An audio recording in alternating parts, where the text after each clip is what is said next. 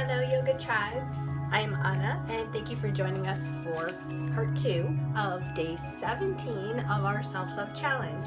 Today we want to reconnect with why we started the challenge in the first place and talk about the benefits of self-love. Hi Sam, you came upstairs. Hi buddy, I missed you. I miss you. Okay, so we're going to talk about the benefits of self-love today. This is Sam. Sam went out for a hike yesterday and is extremely sore, so he's showing himself a little bit of self-love today by resting downstairs, but he decided to come up just in time for the video. So we're going to talk about today's question. If you can get your notebooks out, and if you've been doing your homework, you have your little notebooks. And the question for today is, what is the most loving thing you've ever done for yourself? Well, I can think of a lot of loving things that I've done for myself. And I would actually recommend that you write them down. Write down what is the most loving thing you've ever done for yourself. And then keep going. Keep writing down all of the little loving things you're doing for yourself. It doesn't matter what they are. Just keep writing. Sam, sit, bud. Okay. So like I can think of a lot of good ones. I don't know what the most loving thing I've ever done for myself is. So I don't know. I've done things like walk away from abusive relationships, to continuing my education, to just little things like connecting with nature and starting a yoga practice. Maybe my biggest thing might have been my vegan lifestyle, making a commitment to having a vegan lifestyle. But actually the biggest thing, the most loving thing I've probably ever done for myself is learning about self-love and committing to it and maintaining it. That's probably the biggest one. Yep, right there. So the concept, especially in our society, is largely misunderstood. We tend to think of it as selfish and narcissistic, when the reality of that is it's actually the complete opposite. Self-love and the practicing of self-love is actually the least selfish thing you can actually do, because it's actually the actual lack of self-love in ourselves and in our society that is the root of a lot of suffering. It really is. So I want to recap the benefits while you sit there and work on your list. I have a list of the benefits, but first up, there's a huge difference between simply being content with who you are and wholeheartedly focusing on your well-being. So that requires attentiveness, patience, acceptance, and understanding, and the ability to give yourself permission to have all those things with yourself while you're going through learning self-love and cultivating it into your life. But it's really worthwhile to do it because of all the benefits that it has. The biggest benefit is that loving yourself allows you to live a life full of love. Right? So self-love helps us to love others better. And some other things it negates aggression and violence, of course. Another benefit is that it's the self-awareness that comes with it. You're able to really listen to what your body needs and what yourself needs and follow through with it. You know when to parent yourself, you know when to treat yourself, and you do it all with respect and nurturing. Loving yourself and being aware of your needs go hand in hand. So another favorite part of self-love for me is the growth. The huge amount of growth you experience while learning self-love.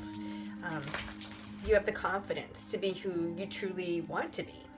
You can discover a whole lot about yourself, so you do new things like hobbies or going somewhere you've never been before, learning new things.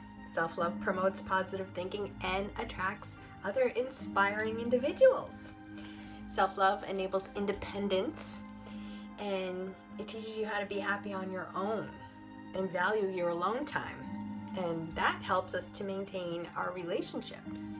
And it's really important to be your own individual person, even while you're in a relationship.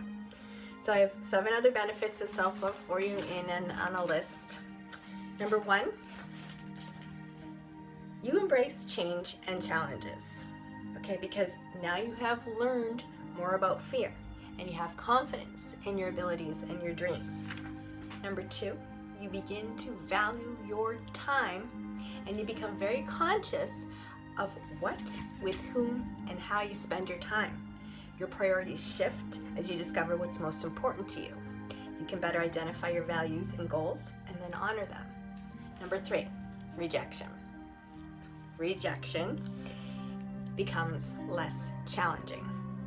You begin to recognize rejection from anyone, whether it's your friends, your family, a lover, a job, a school, whatever the rejection is coming from, you begin to recognize that rejection as redirection. You can recognize that you put in your best possible effort and that it simply was not meant for you. So you move on. Self-love inspires emotional security. Number 4, you will be happy with the results. So part of loving yourself is choosing your path and doing what you really want to do. Doing what you want equals happiness, right?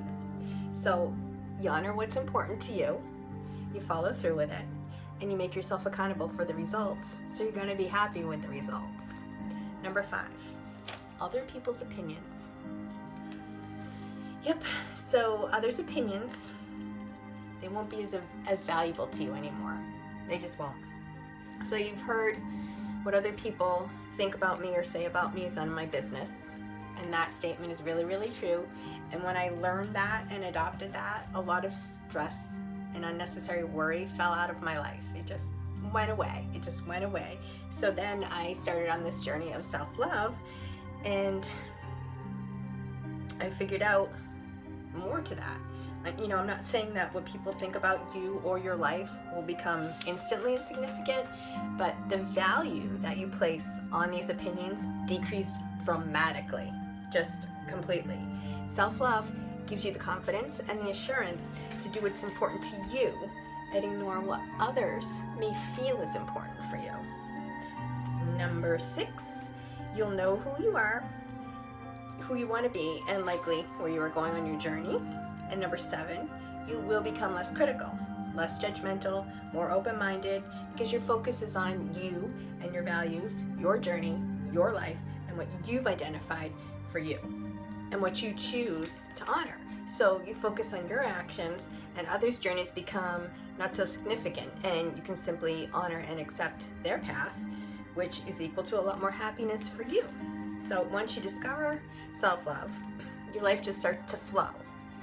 You also realize that you get what you focus on, and you let go of your old thought patterns, and you show up for your dreams, you show up for joy, you learn the magic of self-trust and self-appreciation. And it also encourages personal and professional success. So I really believe that self-love is the foundation for creating a positive and present life, and it's a definite foundation for true love. So we know that a lack of self-love blocks our natural being, our natural essence and quality. So the goal is self-love, but we really already have love inside of us and within us. So it's more about not resisting this pure expression of ourselves. So thank you, and I hope you enjoyed our little chat for today, and join us for day 18, either tomorrow or Monday, kind of depends what we can get in. And I hope you have a beautiful evening, and namaste. And in case you didn't know, that means that basically the good in me recognizes the good in you. Thank you.